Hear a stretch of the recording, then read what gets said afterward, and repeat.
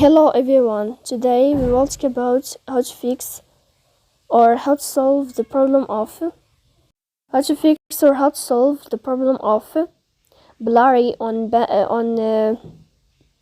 Tinder app. To know how to fix or how to solve the problem of Blurry on Tinder app, you should just go to settings.